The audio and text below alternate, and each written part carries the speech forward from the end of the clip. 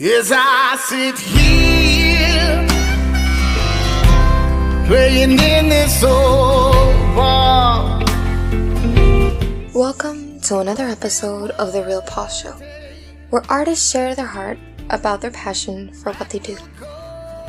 Take a moment to look over the episode's description to familiarize yourself with available links, as they will be mentioned throughout the podcast. And now, here's your host, Paul Weiss. But before we leave, let's do shots at the bar. Shots at the bar. Hey y'all, and welcome back to The Real Paul Show, or welcome to The Real Paul Show. I am Paul Weiss, your host, and I'm here to bring you yet another musician's heart and story behind the music. In this episode, I have now brought on a co-host to help move things along a little bit better. My new co-host I met in the lives that he and I both moderate for, and we just really clicked on communicating with each other about music. So I'll let him introduce himself. Go ahead. I'm Jeremy Cox. I live in Indiana. Paul approached me about doing these, and I wasn't too sure if I was the right person for it, but I really like learning about people and the musicians, and I find more and more that I've got more in common than I thought with them, and I've been using the music recently to help change my mood of the day and really reading the vibrations and the tone and how it can change your mindset in a very positive way. Yes, it does, Jeremy. Yes, it does. And that is what we're all about here, is the way that music improves our lives. On that note, let's go ahead and jump into this interview with Darryl Anderson of Darryl Anderson Music. He's a part of a band called River's Edge, based out of Saskatchewan, Canada. Here we are. Darryl, go ahead and introduce yourself. My name's Darryl Anderson. I'm from Saskatchewan, Canada. Right now, I'm just kind of singing. That's all I'm doing for work. We're pushing music, and, we spend a lot of time online. I'm from a little small town of about 700 people. Yeah, that's just what I'm doing. We're rocking and rolling, playing some tunes. Do you have a band or people with instruments that work with you, or are you a solo thing right now? Yeah, we started off kind of my first real serious band about 6 years ago. Started taking it seriously about 4 years ago, I think. And my band's called River's Edge. So we've been kind of going by River's Edge for the last 6 years, and that's pretty much what we're doing. Is there a thing behind the name? Like, how'd you come up with River's Edge? River's Edge, actually. So I started the band with some guys a little up north from me. Going through the town, there's like a big river, kind of lakey-ish kind of thing. So the one spot in it is actually called the River's Edge. So we just named ourselves after the River's Edge, based in that hometown. So cool. What is it about music that drew you into it to the point of where you wanted to start playing? And I mean, even like listening, whatever inspired you? This is a pretty easy one. So back home where I'm from, like I said, a town of about 700 people. That's actually called Big River. We grew up camping, a lot of horseback riding. We spent a lot of time kind of sitting in the bush around a campfire. And there was always a couple guys they were always just playing music. One day, it just dawned on me when I was watching them, these guys bring so much joy to everybody that's listening. Everybody's just dancing and having a good time and happy. I want to try and do that. I was 20-something probably by the time I had that little epiphany. And it was early 20s that I first picked up a guitar and really started trying to learn how to play it. I never sang, never played guitar or anything before that. So I was like a closet guitar player and a little bit of like a closet singer. Like I said, I just started the band 6 years ago. That's when I first started doing live music. I'm 45 now, so that's how long it took. But it's literally because I seen the amount of joy that it brought to me. That's awesome. Yeah, for sure. When you were younger, was there anything that attracted you before all that, or that sounds like it was basically the clincher that brought you in? Before that, though, what did you have any like favorite singers, players, bands? Small town in the country, man. We grew up listening to, Merle Haggard and Johnny Cash. My mom was a big Elvis Presley fan, and her music taste was kind of all over the map too. So she was listening to what we call old country now, all sorts of stuff. Buddy Holly, the Big Bopper, all that stuff we grew up listening to, and it's a lot of that kind of same stuff I listen to now. So my music taste is kind of all over the map. If you've ever been into one of my TikToks, I mean, it goes from country to pop music to kind of classic rock to pretty much anything that people kind of have a good time to. That's pretty much kind of how it all started. So yeah, I listened to all sorts of stuff growing up.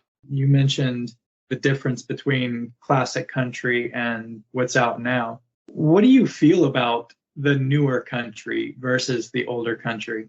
My music taste is kind of all over the map. So, I mean, there is some new country that I like, but there's some that's really pushing the boundaries where I even question whether you would even call it country. So there's a lot of kind of questionable new music out there that definitely makes me kind of scratch my head a little bit, but I mean, everybody's trying to make it work and kind of fit in the times. And I've actually pitched some songs that I kind of thought were country, and the person got back to me and said, "Hey, you know what? I don't think we're going to take you right now. You're a little too country."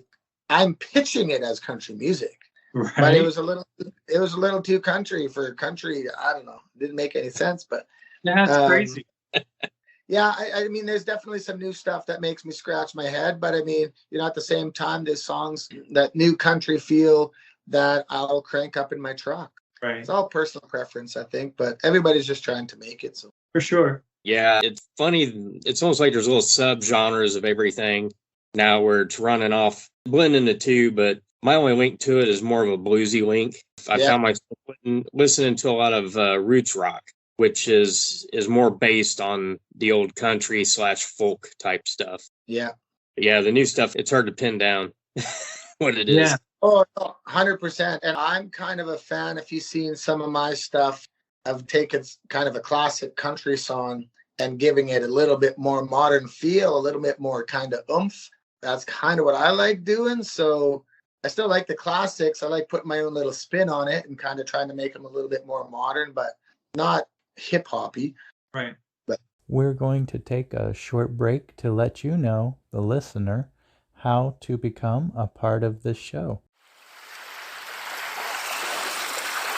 If you'd like to record a question or comment to possibly be aired on a future podcast, just click the message link in the description of this episode or visit the Real Paul Show podcast on Anchor FM. Welcome back from the break. Thank you, Ophelia, for giving us that information. I would also like to add that you can also leave your question or comment as a message when you call 561-342-1761. That number again, 561-342-1761.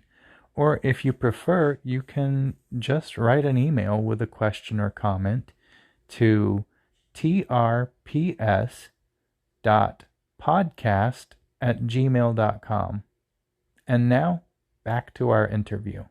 What is it that music does for you personally? Yeah, personally, I used to watch awards shows, and the person would like get up there and I'd like to thank, this person. I'd like to thank the fans, and that's what makes it special for me. I always thought that it sounded so cheesy, but after the things that I've done in the last few years, the opportunities I've been given, the people I've met, the places I've been, man, I'd have to be that cheesy guy, man, and if it honestly wasn't for the people that support me in the way that they do, man, I wouldn't have had any of those opportunities. Right. And people have faith in me. And so I do it because, this is going to sound really cheesy, but I do it because I get so much joy from like giving so much joy.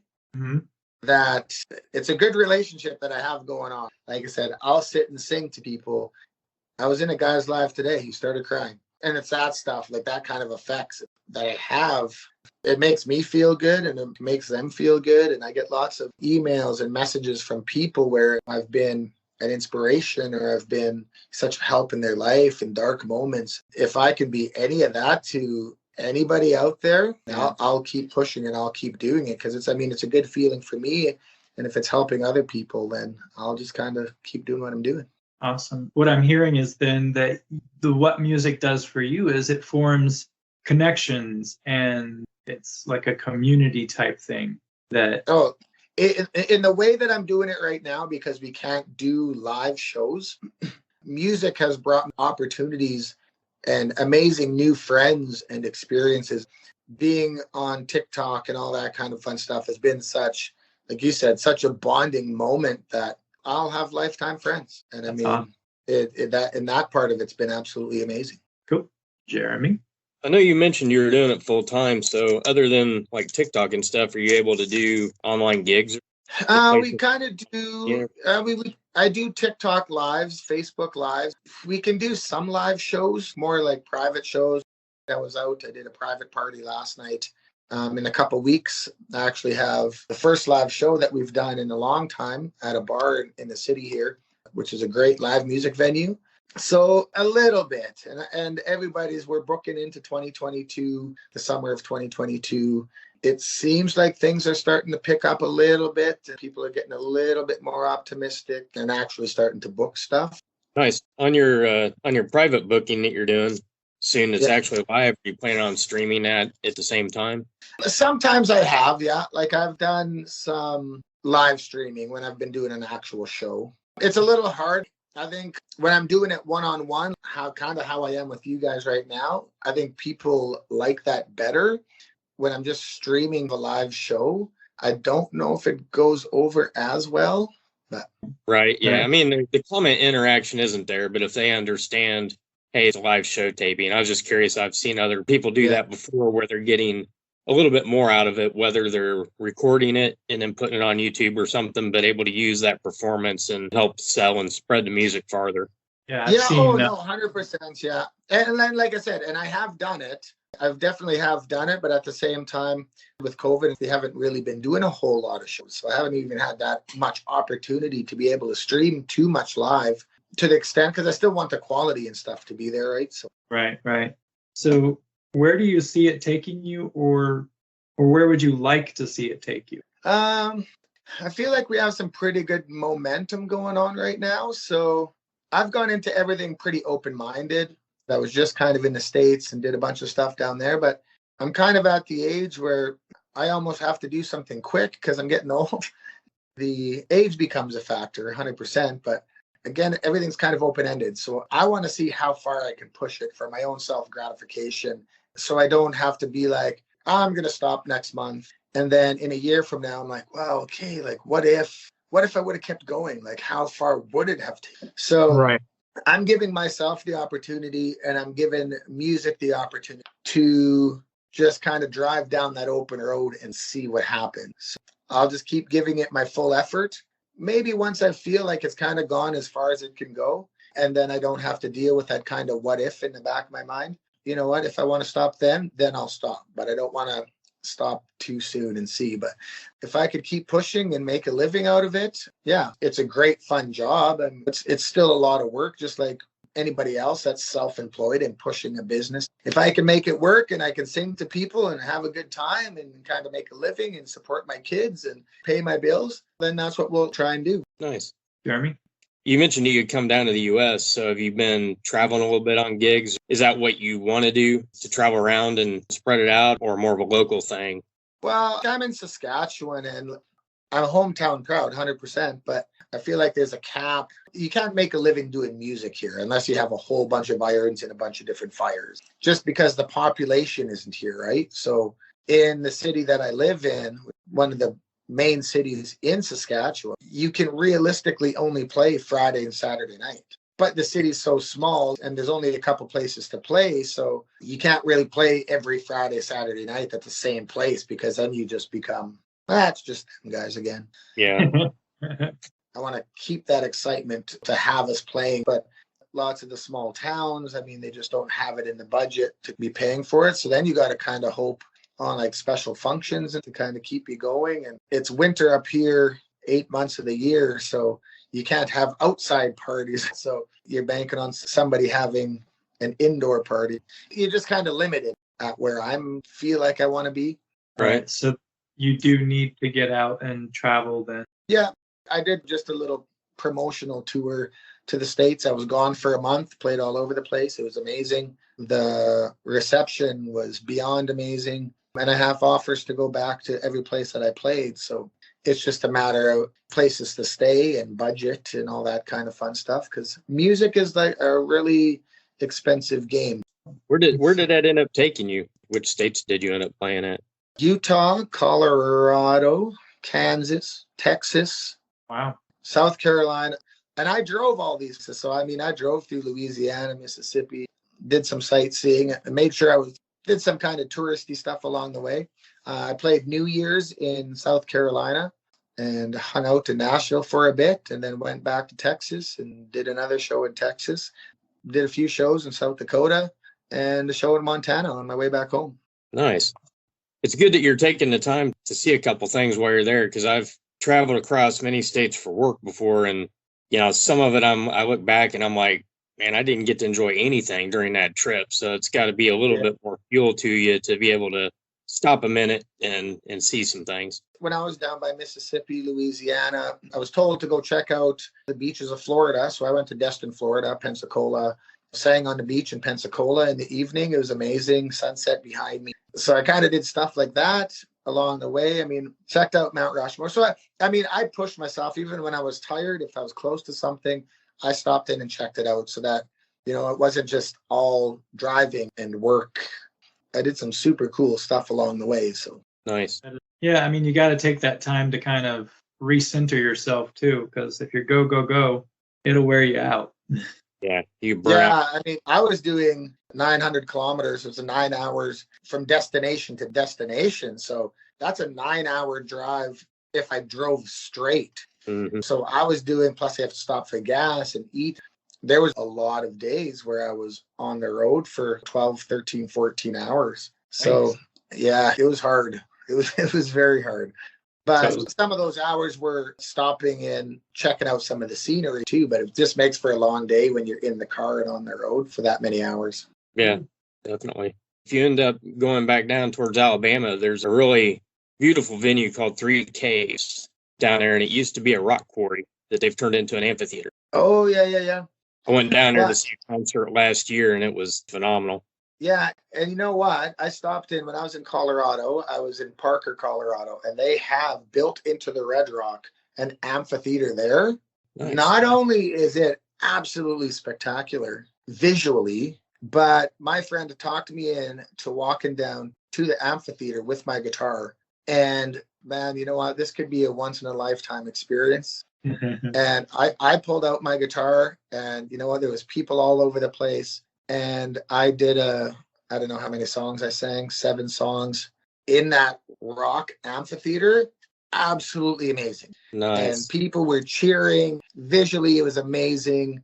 The sound of it was amazing because it's just natural reverb from the rocks. And yeah, it was absolutely amazing. That's cool. Yeah. I see stuff like that online, and I'm like, man, I wish I was in an area where one of these pop-up concert things would just happen, type of thing. That's pretty sweet. Yeah, no, and it was super cool. And like I said, I wasn't going to do it. It took a little talking to get me to do it. But now I absolutely am so glad that I did it because, again, the backdrop, like the whole thing was just amazing. Because I had my friend video it too. So I got pictures, I got some video.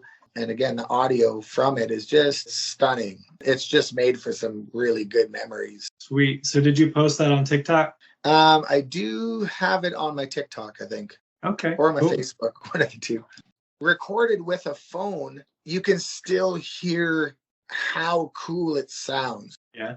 Everything you hear is just completely all natural, no nothing.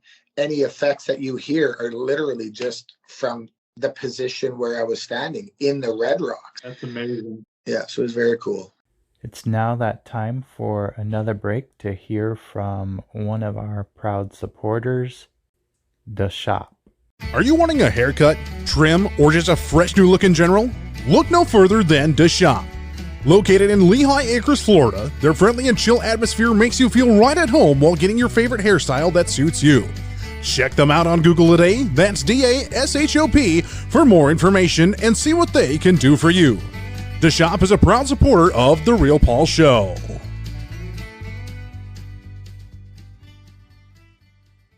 We now return you to the interview.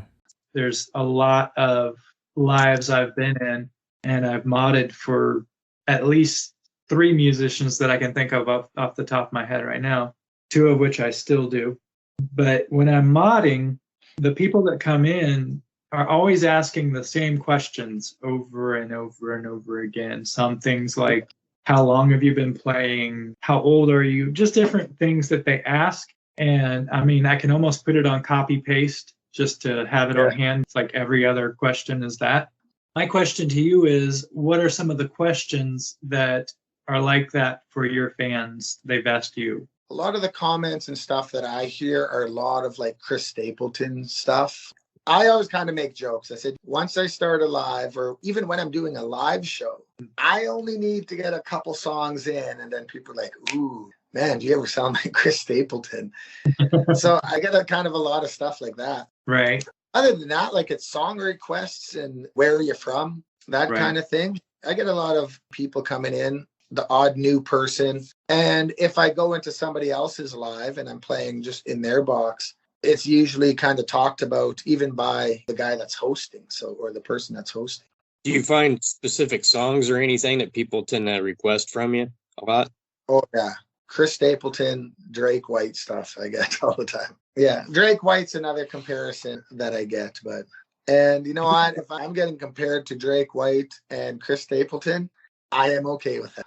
I'll take that all day long. I hear you. What about particular songs maybe that they want you to play? I know that a lot of the musicians that I know, especially guitarists, they say that one of their main requests is Hotel California. Oh, yeah. That's a good. I thought you were going to say Stairway to. My top 2 requests probably are Tennessee Whiskey, which is a Chris Stapleton song, and Making Me Look Good Again, which is a Drake White song. So that's interesting to me how they request stuff like that, because they see that you sound like it, so then they want to hear it. Yeah. And even Texas has kind of treated me really well. I just made some really good friends. So I don't know if I'm being a little bit biased, but I loved everywhere that I went. Like I said, I was so blessed in all my stops that I've been. It was absolutely amazing. I just happened to make some really good friends in Texas. They say like how I play music or my style of music. They're like talking about like red dirt country. I don't know what criteria that I meet to be kind of like red dirt country, but hey man, if I can make Texas happy, I am again okay with that. So right. Texas is where I was born. I was born in Mecca. Oh, was it? Yep. I met some really cool friends in between. There's a little town called Centerville, kind of in between Dallas and Houston. So I have a buddy of mine who's I think she's in the Dallas area. I'm heading back in a few weeks. Cool. I'll have to let her know that, see if she can make it that way. Is that the only location on your trip back that you're planning? My friends just wanted to make sure that I came back, and I'm going to go down there. Last time was kind of what I call work. So I was making sure that I focused on a lot of shows and making sure that, I did what I was initially intending to do. And it was just kind of bring music to the people. And this time we're going to go down and just have some fun and see what kind of trouble we can get into. So just enjoy Texas kind of for what it is and go exploring. We're going to go check out Austin and Fort Worth. I'll be up in the Dallas area as well. Because I get so many people following from the States, I get a lot of American people following me, and it's like I said, I just absolutely love it because I learned so much more from the States and different areas of the States. Texas compared to South Carolina, compared to Florida, compared to Montana, right? Like it's just so much different all over the place. And it's been such a great learning experience, which in turn means I had to learn a lot about the temperatures because that's a big topic of conversation, especially this time of year when you're talking about temperatures in Texas or Florida compared to temperatures in Saskatchewan, where I am, where when I was actually on my road trip, it was consistently minus 40. So, and Celsius versus Fahrenheit kind of cross over at minus 40. So I can say minus 40. And Americans were like, oh, that's cold. I had to learn kind of the conversion a little bit where it's pretty close. I know at 32 degrees, I'm starting to learn Fahrenheit conversion. See, it's not too bad. So. Right. I think it's a great time for music, though. I know everything was kind of halted by COVID, and for one, up until some of the TikTok stuff and live performances, they were trying to sell tickets for live performances, and I wasn't on board with it. I ignored it because I feed off that energy coming off the stage. You know, it makes me come alive. And I think it's a great time starting to fill that void with your performances and stuff. People are hungry for it, man. It's something that brings everybody together. It's kind of got me wondering now, since you mentioned that in Saskatchewan, you did a lot of just, you're out in nature and you're connected and kind of doing it that way. I almost wonder if that has an effect on the creative process, if that's why more of it might seem to be coming from places where they're more connected with nature. And you can go out when there's the stresses of life and you need a break, things that people write songs about. Like here, I could hop in my truck and in 10 minutes be in the bush, where you just kind of get that peace and quiet. Or like the city that I'm in, I live not too far from the river. There's a big river that cuts the city in half. And I can, in 2 minutes, I can be down by the river just walking the paths just to kind of clear my head a little bit. You don't get so pent up, I don't think. And that's kind of why I like being where I'm at. Again, no matter how stressed I can get, if I just need a little bit of a mental break, I can be 2 minutes away from walking a path just to kind of clear my head. And, you know, where you get the opportunity to kind of calm down or write lyrics or think of songs, music stuff. I think people are starting to crave it more and more. You know, I think people are kind of settling in to the fact that COVID's not really going anywhere. And now that that's kind of like not taking up so much space in their brain, I think they're starting to realize, okay, you know what, man, I got to get out of this house. I got to do something. I used to go to live shows. I want to see a live show again. I just want some music, because music does connect people 100%. Again, me doing what I'm doing, like I said, I've made some amazing American friends and some amazing Canadian friends. And I got people I talk to in Australia and the UK. And without the music part of it, I would have never had any of that. But now, especially locally when I'm playing, like I actually have a live show in a couple of weeks in town here, and people are super excited. Like they're planning birthdays, and they're, holy crap, I need to get out of the house. Let's, you know, gather up some friends and get going. So everybody's getting pretty excited. So that's cool. Nice. Do you have any musicians in your family or in your circle of friends? Back home, there was like a surge of people that kind of started learning how to play guitar and sing. My dad passed away in 95. I found out my real dad is out there somewhere, but he's a musician as well. You know, he plays bass, he plays guitar, he sings, he plays fiddle. So, I mean, he's definitely musical. My little brother picked up a guitar. He started learning how to play guitar. He started his own band. They were doing very well. You know what? I found out I had a half brother, and he's a guitar player, singer. He was on the radio doing all sorts of stuff. There's so much of it around me that I got to the point I think, well, I better learn how to play guitars.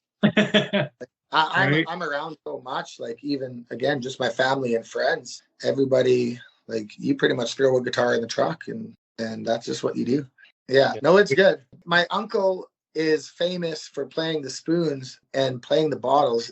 I can't show you how he plays the bottles, but he's just kind of becomes like a rhythm section, and he just kind of rubs two bottles together. It's crazy. He had one video that did so crazy good.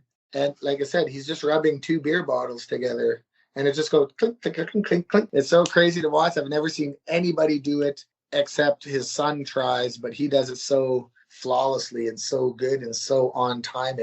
He's the only person I know that does it like that. It's crazy. That's how our family gatherings have been for the longest time. Multiple guitars, multiple singers, playing spoons, throw some fiddle in there.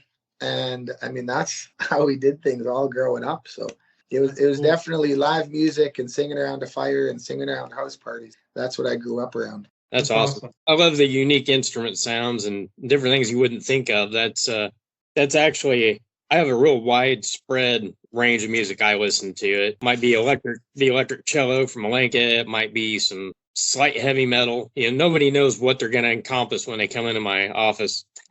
But one of the things I really liked about like most of the Billie Eilish songs are they do that. Her brother takes, sounds of matches lighting and a knife coming out of a sheath, and they put that as a backdrop and build on it. It amazes me, all these unique sounds and things that you hear all day that you don't really think of as musically, but all of a sudden they put it in that context, and it's like, wow, it can be an amazing add to the roundness of that music. And there's a band back home, and to this day, I still say they're my all-time favorite band. And they've put out multiple CDs. I think, just some things in life just got in the way of what they were doing. And I think they could have been bigger. And I think, and that's just my opinion. And maybe they're happy kind of where they're at. But I play some of their stuff and I try and carry it on because I think the world needs to see and hear more of their stuff. But they did kind of the same thing. One of their songs, you'll hear a toilet flushing. And for some weird reason, it just works. Like it works with the song. Huh. And all this stuff is just kind of a little bit different. It's like folky, like upbeat, folky kind of fun music. Do you do only covers? No, I got original music and stuff. But I do covers just because covers are fun. I do have originals. You can find me on Spotify, iTunes, and all those kind of music platforms. I just released my first single in July, my second single in October. Because of COVID, I'm kind of behind a little bit, but I got my third release coming out March 11th. So that one's on its way out. And so, yeah, definitely doing covers, definitely doing some originals. I post everything everywhere. And everything's Darryl Anderson Music. So whether you're on Instagram or TikTok, Facebook, YouTube, everything's Darryl Anderson Music. But yeah, we got some more originals and stuff coming out. And I just got my website going, which is DarrylAndersonMusic.com. I started my own Shopify store, which is it's just Darryl Anderson Music on Shopify too. So we're trying to get everything uniform so it's easy to find me. Like watching your brand build is just exciting to do. Yeah, for sure. You have a link tree or something, right? Yeah, I have a link tree. It has all my stuff in my link tree. Yeah, once you start getting so much stuff kind of going, you pretty much have to have like a link tree or something similar. Is there anything else that you can think of, Darryl, that you would want to have on the podcast? You know what? I think anybody that's listening or, anybody that does check out the link tree or checks any of my stuff out or anybody follows me or any of that, I would just say thanks in advance and be able, like I said, I've been given the opportunities. I feel like I've done more exciting stuff in my life in the last few years than, I have leading up to it. And that's like even talking to you guys, which again is I appreciate because it's a different avenue, different people, different followers.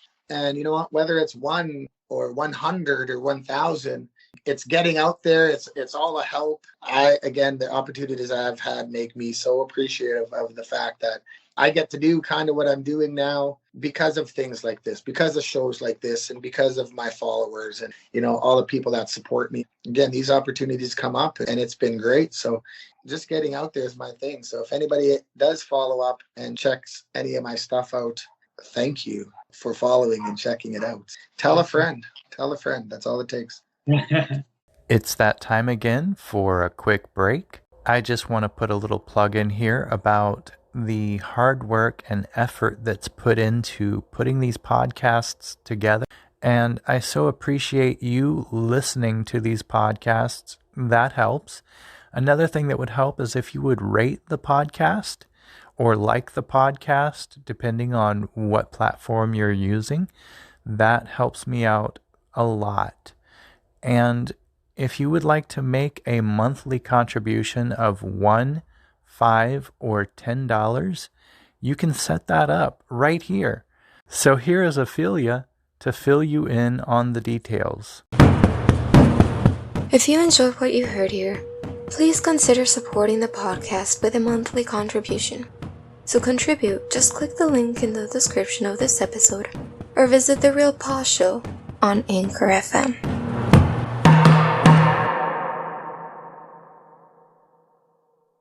We now return you to the interview.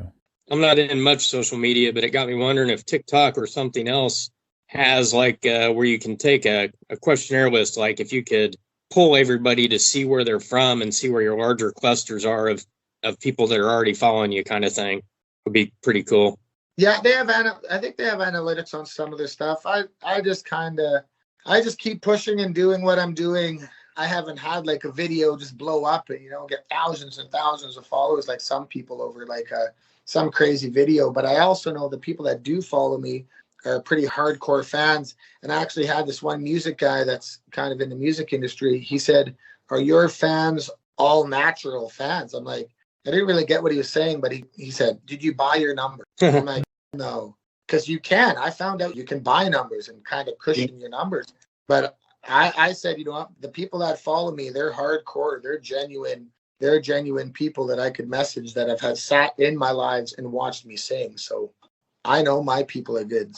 If you had a chance to tell a new musician who may be getting discouraged because they're playing a little while but not long enough and they're not seeing anything happen right away, what would be your word of advice to that musician? I just had this conversation with an actor actually when I was on my trip into the States. I said, you know what, you're going into an industry, you're putting yourself out there. You got to be prepared for any repercussions because there's some not nice people out there that are just going to bash you just for their own pleasure. Mm-hmm. So if you're going to start putting yourself out there, you got to be strong enough and not let the comments bother you. But if you're posting on TikTok and your numbers aren't doing as good as maybe you want them to, again, you got to be doing it like for yourself. And you're not necessarily going to post a video when all of a sudden you have 10,000 followers. You got to believe in what you're doing. You got to believe in the product that you're putting out. And you got to be real with yourself. What are you trying to do? Are you trying to just entertain some people just for the fun of it? Then okay.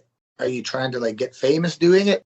I'm happy with what I'm doing. I have a pretty kind of, open highway that I'm kind of going on where, if something happens, something happens. If something doesn't happen, I don't have hurt feeling. But stuff takes time. You got to be persistent. Music is a real tough one because people don't have the attention span. So you got to be consistent. You got to be, on the ball doing stuff all the time. So it all depends on what you're trying to do. Right now, I'm trying to get to as many people as possible. I'm on TikTok all the time, on social media all the time. So you got to kind of pick, what do I want to do? Even no matter whatever level, you got to stay relevant and you got to stay consistent. And don't get discouraged because sometimes your numbers aren't going to jump up as quick or fast as you want them to. I'm like, man, I'm like posting these videos and my numbers just like 1 or 2 followers. And I've threatened to quit TikTok a whole bunch of times. And then all of a sudden, I just kept posting and kept posting and just staying consistent and learned to do it just for me. It keeps my voice kind of exercised and it gives me new music to learn. And I went from 100 and, to a few thousand, then to 10,000. I was all so excited to get to 10,000 because it was such a fight to get there. And then all of a sudden, in a few months, I was at 20,000. So consistency and just being happy with yourself on what you're doing, I think is kind of the big thing. Like, just do it for you. Everything else should fall into place. And, don't be out looking for everybody else's approval because the internet is kind of a crazy place. So, if you're expecting 100% positive reinforcement, by all means, you're not going to get it. That's good advice. It's what I hear from a lot of the musicians. It's like, stop looking at the number. You don't want to forget why you started this. Yeah. You started this for you because you enjoy it. And what I've come to understand for me is whenever I put my stuff out there and I don't see a lot of action going on, okay, well, the right people group haven't heard this yet. Yeah. And but what? If somebody sees it, whether you get 2 new followers, 10 new followers, 20 new followers, or you get 10 comments from, 10 different people, that's still 10 more people that you reached that you wouldn't have if you would have just sat there and did nothing. Right. Yeah. It always isn't about like big numbers. It's just slowly building and building a good kind of foundation on what you're doing. So you're always reaching more people than you would have not doing anything. Thank you, Darryl, for being on the show. Appreciate 100%. It was nice meeting you. Nice meeting you, Jeremy. Nice meeting you, Paul. And we'll chat again, I'm sure. This week on Focus is, once again, Natalie Miranda's new release, Is This Love, coming out tomorrow. So hurry up and pre-save your copy today on Spotify. If you click the link that's in the description of this podcast, you can find her release on multiple music platforms. So let's listen as Natalie tells us a little bit about her song while it plays in the background.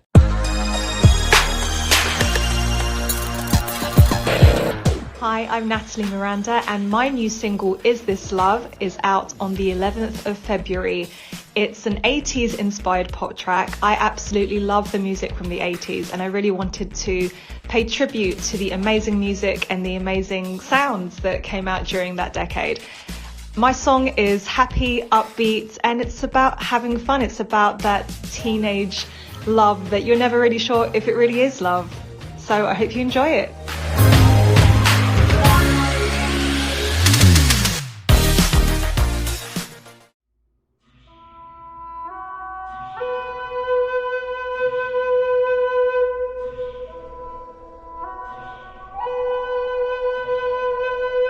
Thank you for listening to yet another episode of The Real Paul Show. We hope you enjoyed it. Be sure to subscribe on your favorite podcast platform so you don't miss an episode. And remember, do what you love with no regrets.